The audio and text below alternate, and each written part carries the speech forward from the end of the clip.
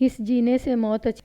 پھر شک مقتول کے دوست رام سروپ پر بھی تھا۔ یہ ہو سکتا تھا کہ دونوں کسی لڑکی کو اس کی مرضی کے بغیر لے آئے اور اندر جا کر دونوں دوستوں کی اس لڑکی پر کشیدگی پیدا ہوئی جو قتل تک جا پہنچی۔ ان دونوں دوستوں نے گاؤں سے دور اس مکان میں رات کی تنہائی میں جو موقع پیدا کیا تھا۔ ایسے موقع پر آدمی حیوان بن جایا کرتے ہیں۔ یاری دوستی کے جذبات اس طرح دب جاتے ہیں جیسے مر ہی گئے ہوں۔ میں نے ٹھاکر کو فارغ کر دیا اور گاؤں کے نمبردار کو بلایا۔ ان علاقوں میں نمبردار کو مکھیا بھی کہتے تھے، لیکن میں نمبردار ہی کہوں گا چونکہ وہ ہندوؤں کی اکثریت کا علاقہ تھا، اس لیے نمبردار بھی ہندو تھا۔ نمبرداروں کے متعلق میں اپنی کہانیوں میں سب کچھ بتا چکا ہوں۔ یہ ایک سرکاری عہدہ یا رتبہ ہوتا تھا۔ یہ لوگ تھانے داروں کے تو زر خرید غلام بنے رہتے تھے، لیکن ان میں سے کوئی ملزم پر پردہ ڈالنے پر آ جائے تو وہ دھوکہ بھی دے دیا کرتا تھا۔ یہ نمبردار میری رائے کے مطابق ٹھیک آدمی تھا۔ علاقے کے نمبردار تھانے آتے ہی رہتے تھے۔ ان کا ایک مقصد تو تھانے دار کو سلام کرنا ہوتا تھا اور دوسرا مقصد مخبری یعنی چغل خوری کا تھا، اور ایک مقصد یہ بھی ہوتا تھا کہ تھانے دار کو یہ تاثر دیتے تھے کہ وہ دن رات سرکاری فرائض کے لیے کام کرتے رہتے ہیں۔ اس نمبردار سے میں نے مقتول کے متعلق پوچھا۔ اس نے وہی رپورٹ اور رائے دی جو مظاہرہ دے چکا تھا۔ اس کے الفاظ یہ تھے کہ مقتول اور اس کا دوست رام سروپ بگڑے ہوئے مہاراجے یا راجکمار تھے۔ زندہ دلی کوئی برا وصف نہیں ہوتا، لیکن یہ دونوں جوان لڑکیوں کے پیچھے جھک مارنے کو زندہ دلی سمجھتے تھے۔ اس ضمن میں نمبردار نے انہی دو لڑکیوں کا ذکر کیا جن کے متعلق مظاہرہ مجھے بتا چکا تھا۔ نمبردار نے کہا کہ اونچے گھرانے کے کسی آدمی کو زیب نہیں دیتا کہ وہ غریبوں کی بہو بیٹیوں کی عزتیں خراب کرتا پھرے۔ یہ بدی مقتول میں موجود تھی اور وہ اس میں بڑا فخر محسوس کرتا تھا۔ میں نے اسے کہا کہ مقتول کا باپ تو اپنے بیٹے کو اور رام سروپ کو بڑے شریف اور نیک لڑکے کہتا ہے۔ باپ ہے نا جی؟ نمبردار نے کہا، اپنی اولاد کو کون برا کہتا ہے؟ یہ دونوں جو کچھ تھے میں نے آپ کو بتا دیا ہے۔ میرا خیال ہے یہ لڑکا اب کسی بڑے گھرانے کی لڑکی پر ہاتھ ڈال بیٹھا ہوگا۔ مزیرے اور غریب کسان تو بےزتی کا کڑوا گھونٹ نگل لیتے ہیں، لیکن بڑے گھرانے والے تو اتنا بھی برداشت نہیں کرتے کہ ان کی طرف کوئی میلی آنکھ سے دیکھے۔ میں نے نمبردار سے مقتول کی بیوی کے چال چلن وغیرہ کے متعلق پوچھا۔ اس نے فوراً جواب دیا کہ لڑکی ایسی نہیں۔ اس نے مجھے یقین دلایا کہ مقتول کی بیوی شریف لڑکی ہے۔ مزیروں کی دونوں بیٹیوں کے متعلق اس نے بتایا کہ دونوں جتنی خوبصورت ہیں اتنی ہی چلاک اور ہوشیار ہیں۔ میں نے ان لوگوں سے اور نمبردار سے کچھ معلومات لینی تھی، لیکن ان پر ہی انحصار نہیں کرنا تھا۔ میرے کچھ اور ذرائع بھی تھے اور اللہ نے عقل اور فہم و فراست بھی عطا کی تھی۔ نمبردار سے میں نے صرف ایک بات اور پوچھی، وہ یہ کہ مقتول کے باپ کی خاندانی دشمنی کسی کے ساتھ تھی؟ نمبردار نے پورے اعتماد کے لہجے میں جواب دیا کہ اس شخص کی کسی کے ساتھ بھی دشمنی نہیں تھی۔ میں نے نمبردار سے کہا کہ ایک کانسٹیبل کو ساتھ لے جائے اور رام سروپ کو میرے پاس لے آئے۔ میں نے ان دونوں لڑکیوں کو بھی شامل تفتیش کرنا تھا، لیکن ایک خیال آ گیا جس کے تحت یہ پروگرام بنایا کہ ان دونوں کو اپنے پاس بلوانے کی بجائے ان کے گھروں میں جاؤں گا۔ اس علاقے میں مجھے 1 سال سے زیادہ عرصہ ہو گیا تھا۔ میں مختلف گاؤں کے قابل اعتبار معزز افراد کو جانتا تھا۔ ایسے 2 آدمی اس گاؤں میں بھی تھے۔ انہیں بلایا اور ان سے بھی کچھ معلومات حاصل کر لیں۔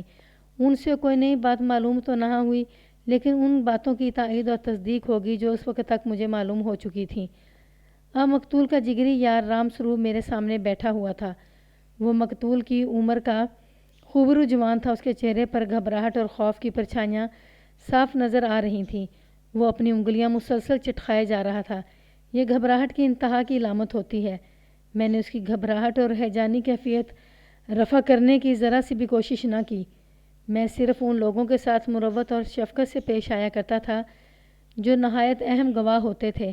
ان کے ساتھ دوستانہ بے تکلفی سے باتیں کرتے انہیں گھبراہٹ اور پولیس کے خوف سے نجات دلا دیا کرتا تھا، لیکن مجھے شخص پر بڑا پختہ شک تھا۔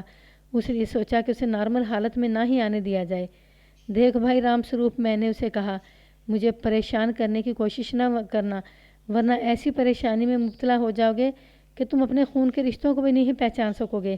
یہ سوچ لینا کہ میں تمہارے گاؤں کا غریب سا آدمی نہیں کہ تمہارا روب مان لوں گا۔ سچ بول دینا اور تم پر کوئی الزام آیا تو میں گول کر دوں گا۔ مجھے دھوکہ دینے کی کوشش کرو گے تو خود ایسے دھوکے میں آ جاؤ گے جس سے نکلنا ممکن نہیں ہوگا۔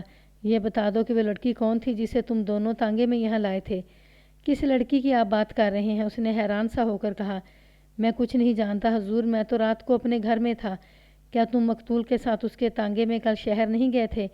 میں نے پوچھا اور یہ بھی کہا، یہ سوچ کر جواب دینا کہ تمہیں مقتول کے ساتھ تانگے میں جاتے ہوئے ایک نہیں بہت سے لوگوں نے دیکھا تھا۔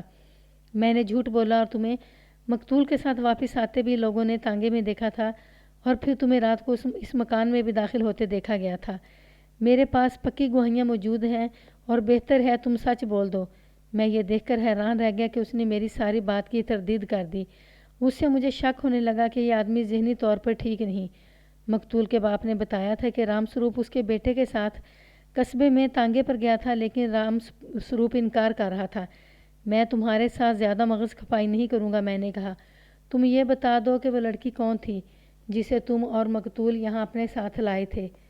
اس لڑکی کی نشاندہی کر دو اور میں تمہیں اس واردات میں سے نکال دوں گا۔ میں سمجھتا تھا کہ وہ گھبراہٹ اور خوف کی کیفیت میں مبتلا ہے، لیکن اس نے تو کمال خود اعتمادی سے کہا کہ وہ پہلے بتا چکا ہے کہ وہ اپنے گھر میں تھا۔ تم نے اپنے دوست کو ایک لڑکی کی خاطر قتل کر دیا ہے۔ میں نے اٹھتے ہوئے کہا، فوراً لڑکی کی نشاندہی کر دو، یہ بھی بتا دو کہ مقتول کو اس لڑکی کے دوپٹے سے تم نے پھانسی دی تھی یا لڑکی نے اور تم نے مقتول کو پکڑے رکھا تھا، جیسا کہ عام مشتبہ اور ملزم کیا کرتے تھے۔ رام سروپ نے بھی ویسے ہی کیا کہ تڑپ تڑپ پر اس الزام کی تردید کرنے لگا، اور اس کے منہ میں جو آیا اس نے کہا۔ میں حیران اس پر ہو رہا تھا کہ وہ تو اپنے پروں پر پانی ہی نہیں پڑنے دے رہا تھا۔ میں واردات والے مکان کے صحن میں بیٹھا تفتیش کر رہا تھا۔ میرے لیے ایک چارپائی اور ایک تپائی اور 2-3 کرسیاں صحن میں رکھ دی گئی تھیں۔ میں نے رام سروپ کو بازو سے پکڑا اور جھٹکا دے کر اٹھایا اور اسے مکان کے کمروں کی طرف دھکیلا۔ وہ پیچھے مڑنے لگا تو میں نے اسے بڑی زور سے لات ماری۔ وہ برآمدے میں منہ کے بل گرا۔ میں نے اس تک جا کر گردن سے دبوچا اور اٹھا لیا، پھر گردن پر ہاتھ رکھے ہوئے اسے کمرے کے دروازے کی طرف بڑی زور سے دھکا دیا۔ اب وہ واردات والے کمرے کی دہلیز پر پڑا تھا۔ میں نے ایک بار پھر اسے گردن سے پکڑ کر اٹھایا اور پوچھا کہ تم نے اسے کس طرح قتل کیا تھا؟ تم جھوٹ بولو، میں نے کہا۔ میں تمہارے گھر کے بچے کو اور عورتوں کو بھی یہاں سب کے سامنے بلاؤں گا اور ان سے پوچھوں گا کہ تمہارا یہ بیٹا آدھی رات کتنے بجے گھر آیا تھا۔ انہیں کہنا جھوٹ بولے، میں تمہارے گھر کی عورتوں کو سب کے سامنے ننگا کر کے کھڑا کر دوں گا۔ میں تشدد کا قائل نہیں تھا، لیکن جس کے متعلق معلوم ہو جاتا کہ اس نے فلاں کام کیا ہے اور یہ مان نہیں رہا تو اسے اپنے ہاتھ دکھا دیا کرتا تھا۔ رام سروپ ایسے ہی بیوقوفوں میں سے تھا۔ وہ تو یہ بھی نہیں مان رہا تھا کہ مقتول کے ساتھ تانگے میں قصبے کو گیا تھا۔ میں اسے واردات والے کمرے میں لے گیا تھا اور اس پر زور دے رہا تھا کہ اس نے یہ واردات کس طرح کی ہے۔ حقیقت یہ تھی کہ مجھے یقین نہیں تھا کہ اس نے یہ واردات کی ہے، یہ تو میں اس پر دہشت طاری کر رہا تھا۔ میں نے دیکھا کہ اس کا انداز اور رویہ بدل گیا تھا، اس کے چہرے پر کچھ اور تاثر آ گیا تھا۔ وہ کمرے میں ہر طرف نظر گھمانے لگا اور دیکھتے ہی دیکھتے اس کی آنکھوں سے آنسو بہنے لگے۔ میں اسے چپ چاپ دیکھتا رہا۔ اس کے چہرے پر تبدیلی نمایاں نظر آ رہی تھی۔ اس نے نظریں گھمائیں اور پھر اس کی نظریں ایک جگہ ایسے ٹھہر گئیں جیسے اسے کوئی چیز نظر آ رہی ہو جو مجھے دکھائی نہیں دے رہی تھی۔ یوں لگتا تھا جیسے اسے احساس ہی نہ ہو کہ میں بھی کمرے میں موجود ہوں۔ چند سیکنڈ گزرے تو اس نے اس طرح چونک کر میرے منہ کی طرف دیکھا جیسے وہ حیران ہو رہا ہو کہ میں کس طرح اس کمرے میں آ گیا ہوں۔ میرا خیال ہے اس کے جذبات امڑ آئے تھے یا اسے یہ احساس ہو گیا تھا کہ اس کا جھوٹ یہاں نہیں چلے گا۔ میں آپ کو صحیح بات بتا دیتا ہوں، اس نے کہا۔ 2-4 سیکنڈ چپ رہا، پھر ہاتھ جوڑ کر بولا، ہم دونوں سے ایک غلطی ہو گئی تھی، میں اس میں شامل تھا۔ آپ مہربانی کریں میری یہ غلطی معاف کر دیں اور مجھ سے ساری بات سن لیں۔ تم سچ بولو اور فائدہ مجھ سے لو۔ میں نے جھوٹا وعدہ کیا، سارا معاملہ ابھی میرے ہاتھ میں ہے۔ اگر کہو گے کہ قتل تم نے کیا ہے تو میں اس کو بھی دبا سکتا ہوں۔ وہ بیان دینے کے لیے تیار ہو گیا تو میں اسے باہر صحن میں لے گیا جہاں بیٹھنے کا انتظام تھا۔ اسے کہا کہ وہ پورے اطمینان سے اور سچے دل سے بیان شروع کر دے اور ذرا سا بھی نہ ڈرے۔ اس نے بولنا شروع کر دیا اور میں کہیں کہیں اسے روک کر کوئی بات پوچھتا تھا اور وہ جواب دیتا تھا۔ اس طرح اس کا بیان خاصا لمبا ہو گیا تھا جو میں اپنی زبان میں سناؤں گا۔ اس نے بتایا کہ وہ مقتول کے ساتھ اس کے تانگے میں یعنی قصبے میں گیا تھا۔ اس زمانے میں سینما ہال اتنے زیادہ اور اتنے اچھے نہیں ہوا کرتے تھے جتنے آج کل ہیں۔ نگر ہری کشن میں ایک پرانے زمانے کا احاطہ تھا۔ اس کے صحن پر ٹین کی چادروں کی چھت ڈال کر سینما ہال بنایا گیا تھا۔ مقتول اور رام سروپ فلم دیکھنے گئے تھے۔ انہوں نے 6 سے 9 بجے تک والا شو دیکھنا تھا۔ ابھی وقت خاصا زیادہ باقی تھا۔ وہ ایک دوست کے گھر چلے گئے اور وہاں وقت گزار کر فلم دیکھنے چلے گئے۔ فلم 9 ساڑھے 9 کے درمیان ختم ہوئی۔ فلم کے بعد انہوں نے کھانے کا سامان خریدا اور قصبے کے شراب خانے میں جا بیٹھے۔ وہاں کھانا بھی کھایا اور شراب بھی پی، پھر وہاں سے واپس گاؤں کو چل پڑے۔ قصبے اور گاؤں کے درمیان تقریباً آدھا میل یا اس سے کچھ زیادہ راستہ نیچے کو چلا جاتا تھا اور ٹیلوں اور گھاٹیوں سے گزرتا تھا۔ رات تاریک تھی، ان کے تانگے پر چھت نہیں تھی۔ تانگا اس اونچے نیچے علاقے میں چلا گیا۔ بڑی اچھی پگ ڈنڈی تھی جو خاصی چوڑی تھی۔ وہ جب اس نے شیب و فراز والے علاقے میں گزر رہے تھے تو راستے میں کھڑے دو آدمی انہوں نے تانگا روکنے کو کہا۔ گھوڑے کی باگے مقتول کے ہاتھ میں تھی۔ اس نے گھوڑا روک لیا اور رام سروپ سے کہا کہ یہ آدمی اس غلط فہمی میں ہے کہ یہ کوئی سواریوں والا تانگا ہے اور شہر سے آگے دیہاتی علاقے کو جا رہا ہے۔ وہ تانگے میں باقی سفر کرنا چاہتے تھے۔ تانگا روکنے والے جب تانگے کے قریب آئے تو دیکھا کہ ایک جوان آدمی تھا اور اس کے ساتھ کوئی آدمی نہیں بلکہ ایک جوان لڑکی تھی۔ لڑکی کے ساتھی نے مقتول سے پوچھا کہ وہ کہاں تک جا رہا ہے۔ مقتول نے یہ نہ بتایا کہ یہ سواریوں والا تانگا نہیں بلکہ پرائیویٹ تانگا ہے۔ اس کی بجائے اس نے یہ کہا کہ بیٹھ جاؤ، جہاں کہو گے اتار دیں گے۔ رام سروپ مقتول کے ساتھ تانگے کی اگلی سیٹ پر بیٹھا ہوا تھا۔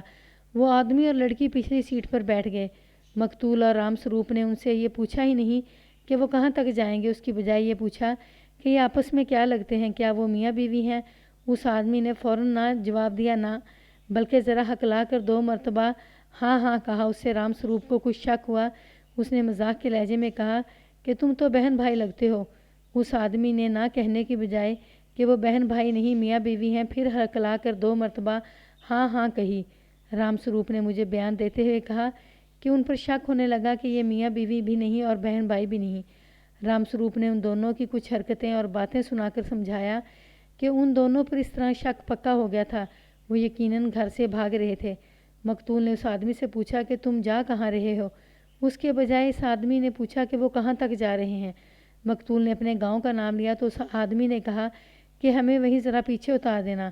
مختصر بات یہ کہ مقتول اور رام سروپ کو پکا شک بلکہ یقین ہو گیا کہ یہ معاملہ گڑبڑ ہے، اس لڑکی کو اڑا لیا جائے۔ اس واردات کی دوسری وجہ یہ ہوئی کہ دونوں شراب کے نشے میں تھے۔ ویسے بھی یہ دونوں یعنی مقتول اور رام سروپ اپنے آپ کو بڑے پاور والے بدماش سمجھتے تھے۔ نوجوانی کی نادانی بھی اس میں شامل تھی۔ ایک تو رات کا وقت تھا اور وقت بھی ایسا کہ تمام تر علاقہ گہری نیند میں ڈوبا ہوا تھا۔ وہ ویرانہ تھا جہاں سے کسی کے گزرنے کا امکان نہیں تھا۔ علاقہ بھی ٹیلوں ٹیکروں والا تھا، یعنی اوٹ بڑی اچھی تھی۔ مقتول نے تانگا روک لیا۔ اس نے رام سروپ کو اشارہ کیا اور دونوں تانگے سے اتر آئے۔ تانگے کے پیچھے آ کر دونوں نے اس آدمی کو بازوں سے پکڑا اور کھینچ کر نیچے گرا دیا۔ وہ آدمی تیزی سے اٹھا تو مقتول نے اسے کہا کہ ہمارے پاس چاقو ہیں، ہم تمہیں یہیں کاٹ کر کھڈ میں پھینک دیں گے، یہیں سے واپس چلے جاؤ۔ اتنے میں لڑکی تانگے سے اتری۔ رام سروپ نے اسے کمر سے دبوچ کر اٹھایا اور پھر تانگے پر سوار کروا دیا۔ لڑکی کے ساتھ جو آدمی تھا اس نے ذرا سا بھی مقابلہ نہ کیا اور وہ سر جھکا کر پیچھے کو یعنی قصبے کی طرف چل پڑا۔ لڑکی نے اسے رو رو کر اور چلا چلا کر پکارا لیکن اس نے پیچھے مڑ کر بھی نہ دیکھا۔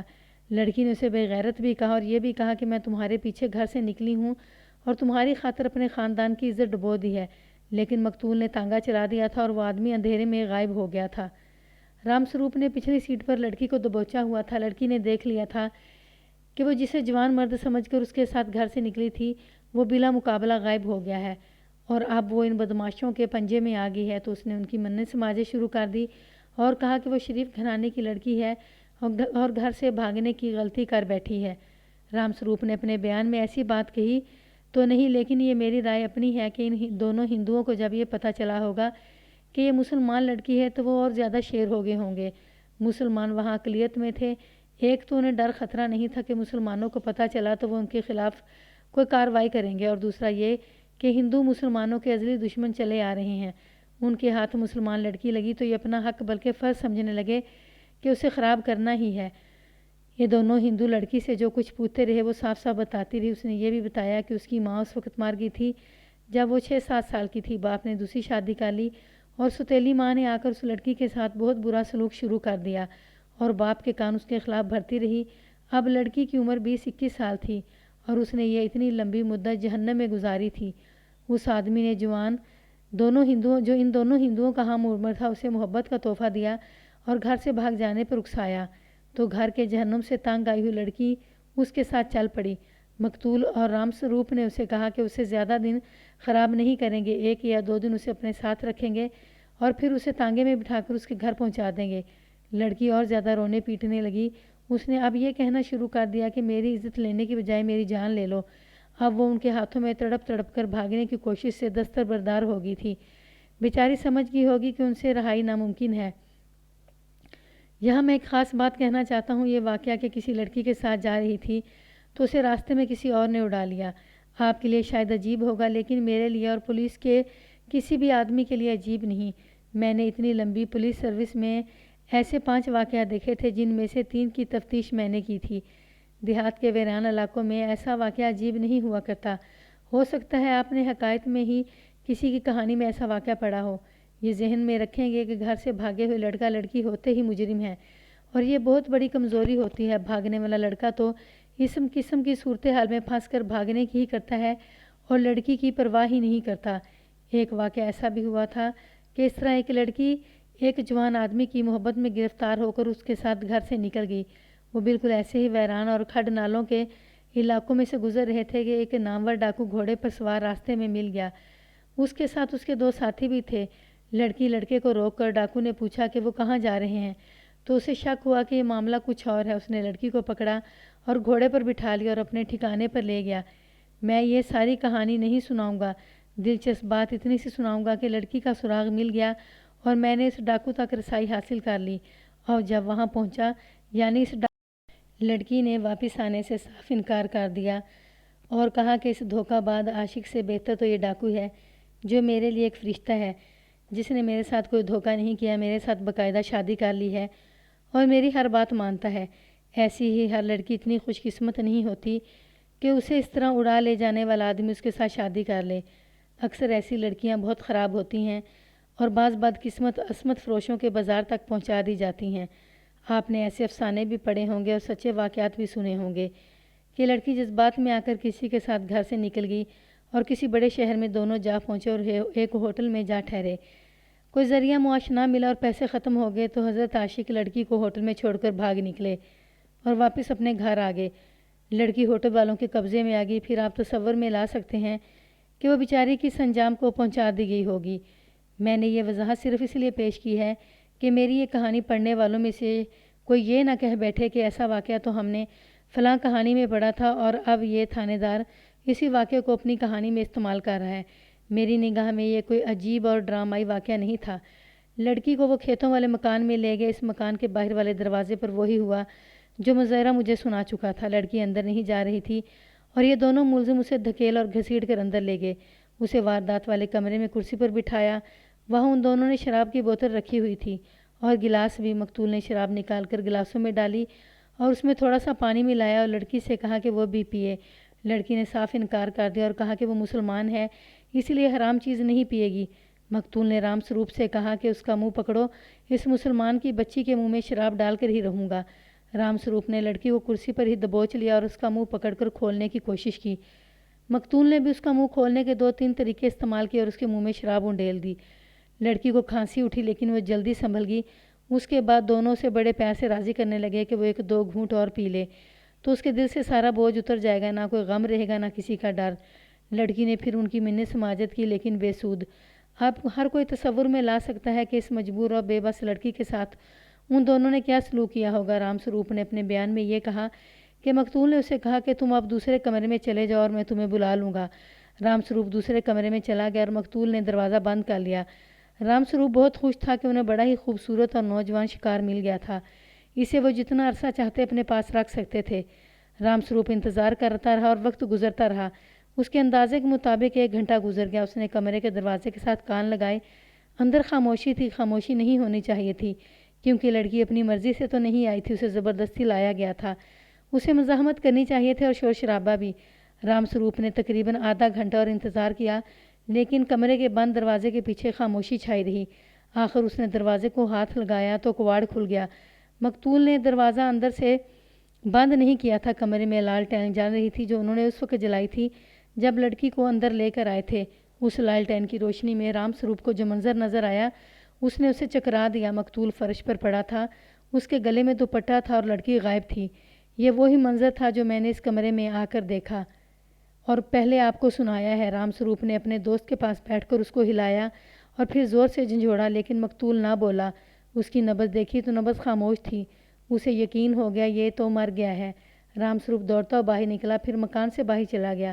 لڑکی کا کوئی اتا پتہ نہ تھا۔ وہ پھر واپس وقوع والے کمرے میں گیا۔ تب اس نے کمرے کا دروازہ دیکھا جو پیچھے کی طرف کھلتا تھا۔ اس کی چٹخنیاں اتری ہوئی تھیں اور ایک کواڑ کھلا ہوا تھا۔ رام سروپ کو یقین ہو گیا کہ لڑکی اس کے دوست کو دوپٹے سے پھانسی دے کر مار کر گئی ہے اور اسے معلوم نہیں اسے یہاں سے نکلے ہوئے کتنی دیر ہو گئی ہے۔ میں یہاں تھوڑی سی بات اپنے جذبات کی کروں گا۔ رام سروپ نے جس وقت مجھے بتایا تھا کہ لڑکی مسلمان تھی اس وقت سے میرا خون کھول رہا تھا۔ اگر میں تھانے دار نہ ہوتا اور یہ ہندو مجھے ویسے ہی کہانی سنا رہا ہوتا تو میں اس کا گلا دبا دیتا۔ اب سنا کہ یہ مسلمان لڑکی اس کے دوست کو قتل کر کے بھاگ گئی تو مجھے روحانی تسکین حاصل ہوئی۔ آپ بتاؤ رام سروپ، میں نے اپنے جذبات کی تسکین کے لیے طنزاً کہا۔ تو مسلمان کی بچی کو کمزور اور مجبور سمجھتے تھے؟ دیکھ لی ہے مسلمان عورت کی غیرت اور جرت، دیکھ لی جناب، اس نے کھسیانہ سا ہو کر کہا۔ یہ تو میں پہلے ہی مانتا تھا کہ مسلمان غیرت والے ہوتے ہیں اور اپنی عزت پر جان قربان کر دیتے ہیں۔ سچی بات ہے جناب، ہم جب بھی کسی مسلمان کو نقصان پہنچانا چاہتے ہیں تو ایک مسلمان پر 10 ہندو حملہ کرتے ہیں۔ میں نے اسے کہا کہ اسے آگے بتائے کہ کیا ہوا۔ اس نے کہا کہ اس کا دوست مرا پڑا تھا اور لڑکی غائب ہو گئی تھی، تو اسے یہ خطرہ محسوس ہونے لگا کہ قتل کا الزام اس پر آ سکتا ہے اور مقتول کا باپ اسے یہیں قتل کر دے گا۔ رام سروپ نے یہ بھی سوچا کہ قتل کی رپورٹ تھانے میں جائے گی تو پولیس اس کے پورے بیان کو نہیں مانے گی اور قتل کا الزام اسی پر لگائے گی۔ یہ سوچ کر وہ پچھلے دروازے سے نکلا اور وہاں سے بھاگ کر اپنے گھر جا پہنچا۔ اس نے اپنے دل میں طے کر لیا تھا کہ وہ مانے گا ہی نہیں کہ وہ مقتول کے ساتھ شہر گیا تھا۔ لڑکی کی طرف سے وہ مطمئن تھا کہ وہ شہر کی رہنے والی تھی اور وہ بھاگ گئی تھی۔ وہ خود گھر سے بھاگی ہوئی تھی، اس لیے اس نے کسی کو یہ بتانا ہی نہیں تھا کہ وہ کہاں تک ہو آئی ہے۔ میں نے آپ کے حکم سے سچ بول دیا ہے۔ رام سروپ نے ہاتھ جوڑ کر التجا کی۔ اپنا قصور اور گناہ صاف بیان کر دیا ہے۔ اب آپ اپنا وعدہ پورا کریں، میرا یہ قصور بخش دیں۔ میں بڑا ہی پاپی ہوں، اتنے پاپ کیے ہیں کہ اب مجھے بھی شرم آنے لگی ہے۔ اپنے دوست کا انجام دیکھ کر میں توبہ کرتا ہوں اور آج کے بعد شریفوں جیسی زندگی گزاروں گا۔ بس آپ مجھے معاف کر دیں۔ میں نے اس کی تسلی کے لیے کہہ دیا کہ میں اپنا وعدہ ضرور پورا کروں گا، لیکن اسے 1-2 دن میرے ساتھ تھانے میں رہنا پڑے گا۔ دراصل میں اسے کسی قیمت پر بھی معاف نہیں کر سکتا تھا۔ لڑکی چاہے اپنے گھر سے بھاگی ہی تھی، لیکن جس طرح ان دونوں نے لڑکی کو زبردستی تانگے میں بٹھایا اور یہاں لائے تھے، یہ ایک سنگین جرم تھا۔ میں رام سروپ کو اس جرم کی انتہائی سزا دلوانے کا ارادہ کر چکا تھا۔ اسے میں نے یہ جو کہا تھا کہ میرے ساتھ 2 دن تھانے میں رہے گا، وہ اس لیے کہا تھا کہ اسے بھی استعمال کرنا تھا اور کچھ باتیں اور بھی پوچھنی تھیں۔ دراصل اسے حراست میں لے رہا تھا، لیکن ابھی اسے حوالات میں بند نہیں کرنا تھا۔ میں نے یہ صورتحال بھی پیدا کرنے کی کوشش کرنی تھی کہ قتل کا الزام اسی پر آئے۔ ویسے بھی یہ حقیقت ہے کہ مجھے اس پر شک تھا کہ اس نے لڑکی کے متعلق کوئی جھگڑا کھڑا کر لیا ہوگا اور اپنے دوست کو قتل کر دیا۔ لڑکی کو اس نے کہیں چھپا دیا ہوگا یا واپس قصبے کو بھگا دیا ہوگا۔ میں نے پہلے اسے وہ دوپٹہ دکھایا جو مقتول کی گردن کے گرد لپیٹا گیا تھا۔ اس نے وہ دوپٹہ شناخت کرتے ہوئے کہا کہ یہ لڑکی کا دوپٹہ ہے۔ پھر میں نے اسے وہ ٹاپس دکھائے جو دوپٹے کے نیچے لاش کے قریب فرش پر پڑا ملا تھا۔ رام سروپ نے دیکھتے ہی بڑے پکے اور شگفتہ لہجے میں کہا کہ یہ اسی لڑکی کا ہے۔ میں نے اسے کہا کہ میں نے اتنی جلدی کس طرح یہ ٹاپس پہچان لیا ہے۔ اس نے بتایا کہ لڑکی اتنی خوبصورت اور اچھے جسم والی تھی کہ اس نے اسے بہت ہی غور سے دیکھا تھا اور اس نے یہ ٹاپس تو خاص طور پر دیکھے تھے۔ سوال یہ تھا کہ میں اس شخص کے اس بیان کو سچ مان لوں۔ مجھے اتنا تجربہ تو حاصل ہو چکا تھا کہ کسی مشتبہ یا ملزم کے بولنے کے انداز سے ہی پتہ چل جاتا تھا کہ ملزم سچ بول رہا ہے یا جھوٹ کی آمیزش کر رہا ہے۔ تھانے داروں کے سامنے خود اعتمادی سے جھوٹ بولنے کا تجربہ صرف پکے جرائم پیشہ افراد کو ہوتا ہے۔ وہ تو قانون کے نشیب و فراز بھی سمجھتے ہیں۔ یہ تو نوجوان دیہاتی تھا جو اپنے آپ کو راج کمار سمجھتا تھا۔ اس میں اتنی عقل تھی ہی نہیں کہ اتنی پختہ آواز میں اتنا لمبا چوڑا بیان دیتا۔ وہ جب جھوٹ بول رہا تھا تو صاف پتہ چلتا تھا کہ یہ مجھے چکر دے رہا ہے۔ اب میں نے اس کا بیان صحیح سمجھا، پھر بھی پوری طرح اعتبار کر لینا میری حماقت ہوتی۔ بہرحال میں نے اس پر اپنا اعتماد جما لیا تھا اور اسے اعتماد میں لے بھی لیا تھا۔ وہ بڑی خوشی سے میرے ساتھ تھانے چلنے کو تیار ہو گیا۔ میں نے اسے ان دونوں لڑکیوں کے متعلق پوچھا جن کا ذکر مزیرے نے کیا تھا کہ وہ اس مکان میں آیا کرتی تھیں۔ اس نے فوراً تسلیم کر لیا، بلکہ 2 اور جوان عورتوں کی بھی نشاندہی کر ڈالی۔ میں نے کچھ شکوک ذہن میں رکھ کر ان لڑکیوں اور ان 2 جوان عورتوں کے متعلق اس سے کئی باتیں پوچھیں جو اس نے بتا دیں۔ سورج غروب ہونے کا تھا۔ میں نے روپ سروپ اور مزارے کو ساتھ لیا اور چند ایک آدمیوں کو اگلی صبح تھانے آنے کو کہا اور وہاں سے قصبے کو چل پڑا۔ رام سروپ سے میں نے کہا کہ جہاں انہوں نے تانگا روکا تھا وہ جگہ مجھے ضرور دکھائیں۔ ہم اس جگہ پہنچے جہاں انہوں نے تانگا روکا تھا تو رام سروپ نے ہمیں روک لیا۔ कच्ची पगडंडी पर उनके तांगे के पहियों के निशान और उनके कदमों के निशान तो अब मिल ही नहीं सकते थे, क्योंकि सारा दिन यहाँ से लोग प्यादा गुजरते रहते थे। बैलगाड़ियाँ और यक्के भी गुजरते थे और न जाने कितने मवेशी गुजर गए थे। रामस्वरूप ने बताया कि उन्होंने अपना तांगा पगडंडी से एक तरफ करके रोका था। उसने मुझे वो जगह दिखाई। मैंने वो जगह देखी तो ये पगडंडी से बिल्कुल हटकर एक टीले के करीब थी। वहाँ उनके तांगे के पहियों के निशान थे और उन सब के कदमों के निशानात भी थे। साफ पता चलता था कि यहाँ 3-4 आदमी खड़े रहे हैं और ज़रा ज़रा आगे पीछे और दाएं बाएं पाँव रखते रहे हैं। मुख्तसर ये कि यकीन हो गया कि उन्होंने तांगा यहाँ रोककर लड़की को ज़बरदस्ती अगवा किया था, उसके दोस्त को भगा दिया था। थाने पहुँचे तो मुझे पोस्टमार्टम रिपोर्ट दी गई।